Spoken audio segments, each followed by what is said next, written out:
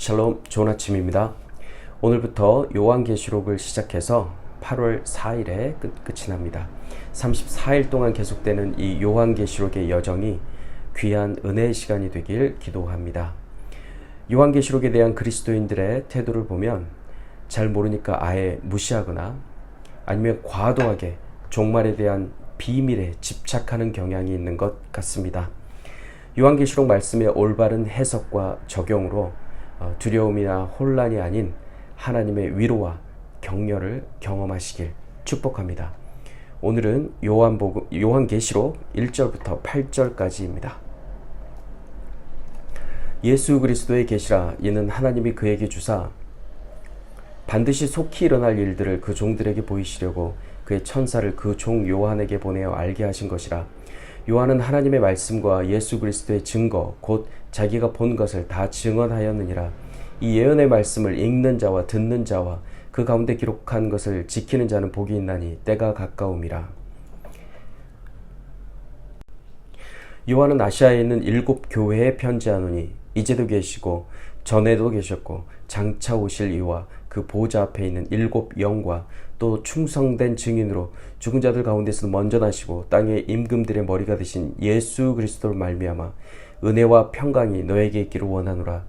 우리를 사랑하사 그의 피로 우리 죄에서 우리를 해방하시고 그의 아버지 하나님을 위하여 우리를 나라와 제사장으로 삼으신 그에게 영광과 능력이 세세토록 있기를 원하노라. 아멘. 볼지어다 그가 구름을 타고 오시리라. 각 사람의 눈이 그를 보겠고 그를 찌른 자들도 볼 것이요 땅에 있는 모든 족속이 그로 말미암아 애곡하리니 그러하리라. 아멘. 주 하나님이 이르시되 나는 알파와 오메가라. 이제도 있고 전에도 있었고 장차 올 자요 전능한 자라 하시더라. 아멘. 구약시대의 아모스 선지자는 주 여호와께서는 자기의 비밀을 그 종 선지자들에게 보이지 아니하고서는 결코 행하심이 없으시리라 라고 말씀하셨습니다. 이 말씀대로 하나님은 행하시기 전에 먼저 사도 요한에게 그분이 하실 일을 계시하셨습니다. 사도 요한에게 보여주신 이 계시의 구조는 구약의 다니엘서를 기초로 하고 있습니다.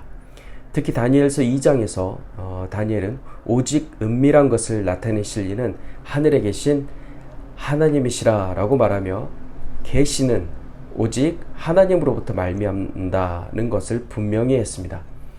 그 옛날 하나님은 다니엘에게 계시를 주셨는데요. 오늘 사도 요한에게 주신 계시는 좀 더 구체적입니다. 1절은 예수 그리스도의 계시로 시작합니다. 이것은 두 가지를 의미하는데요. 하나님께서 요한에게 주신 계시는 예수로부터 온 계시이며 또 예수에 관한 계시라는 것입니다.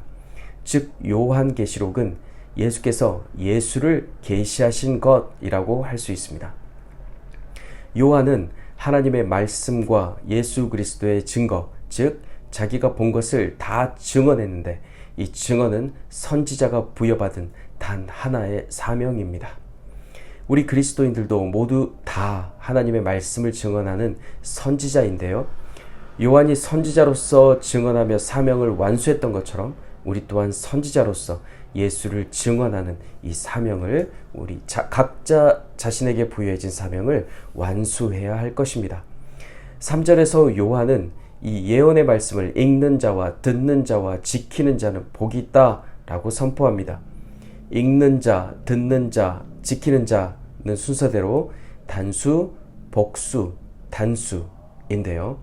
당시 교회 모임에서는 앞에서 한 사람이 읽고 여러 사람이 들었기 때문에 읽는 자는 단수, 듣는 자는 복수로 기록했고 이 말씀을 각자의 삶에서 지켜야 하기 때문에 지키는 자는 다시 단수로 기록했습니다.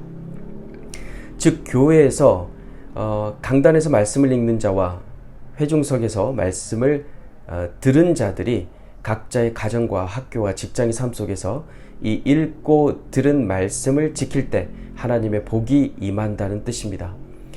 여기서 복은 예수와 함께 하나님 나라에 살게 되는 것을 말하는데요. 세상은 주지 못하는 참 평안을 누리는 것을 말합니다. 그런데 왜 지금 여기서 지금 모여서 말씀을 읽고 듣고 또 삶에서 지켜야 하느냐 하면 때가 가까웠기 때문입니다. 마가복음 1장 15절에 예수님은 이미 때가 찼다라고 말씀하셨는데요.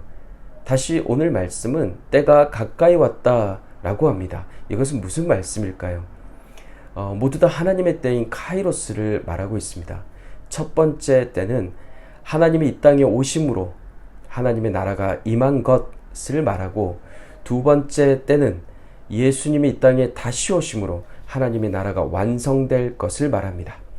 첫 번째 때는 예수의 초림, 두 번째 때는 예수의 재림을 말하고 있습니다.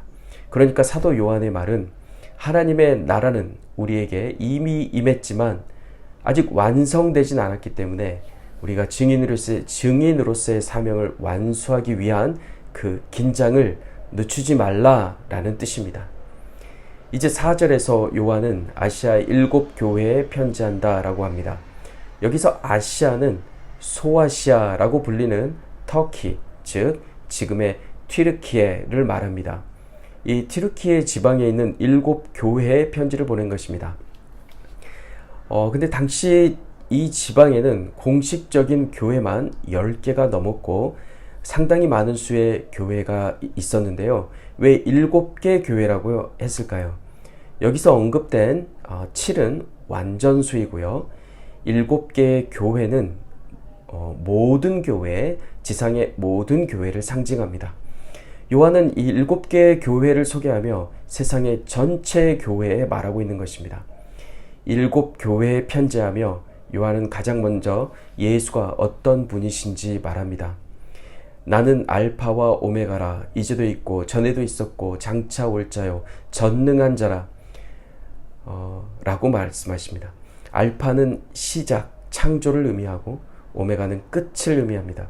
예수는 모든 시간과 공간을 초월하여 현재, 과거, 미래에 계시는 분입니다.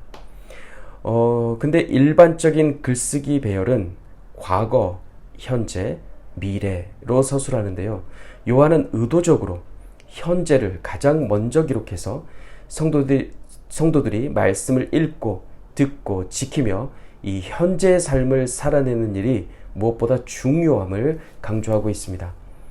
역사를 시작하셨고 또 장차 오셔서 이 역사의 마침표를 찍으실 처음이자 나중 되시고 알파와 오메가 되신 예수님 말씀을 오늘 읽고 듣고 지키는 것이 가장 중요하다라는 것입니다.